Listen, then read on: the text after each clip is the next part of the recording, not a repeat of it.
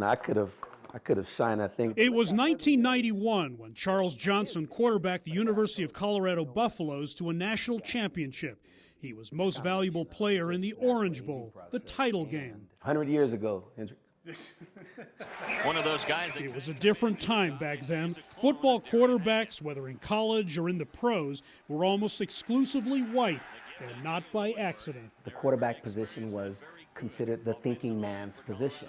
It was an extension of the coaching staff. It's hard to face the fact that when CJ was a young quarterback, he was convinced at a young age that quarterback wasn't the path for me. I think we're at a different place now. On Sunday, Philadelphia's Jalen Hurts and Kansas City's Patrick Mahomes will do something that's never been done before. Have two black quarterbacks starting in the Super Bowl. I think it's special. Yeah, I think it's history. I think it's something that's worthy of being noted, and it is history. It's a huge deal. My face just lit up as you asked the question. It sends a strong message, he says, to young black athletes. Absolutely. There's more of an expectation that this is for me.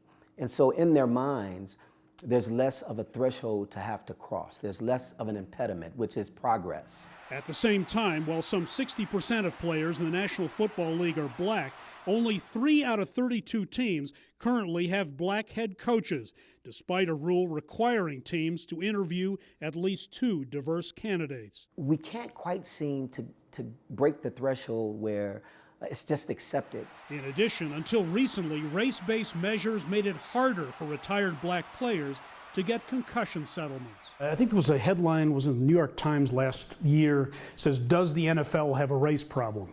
So does the NFL have a race problem? Does America have a race problem? And depending on your perspective, whatever the answer is to the first is in fact the answer to the second. Johnson says it's owners putting blacks in positions of power, not prescribed rules, that will make a difference in the end. This decision, by and large, comes down to the comfort of 32, primarily men, in making this decision. NFL owners need to be bolder? Absolutely. We have to be resolute and determined in our minds that we're not going to put up with it anymore. He says Super Bowl 57 represents a real step forward. Progress is progress. But he thinks Hurts and Mahomes are still judged differently than their white counterparts. I still think today we identify African-American quarterbacks by their physical skill set, by their athleticism primarily. Johnson! We haven't crossed the goal line, he says, when it comes to race. Quite frankly, the journey for black quarterbacks continues. A journey he helped pioneer way back when. Hendrik, Sybrandy, CGTN, Denver.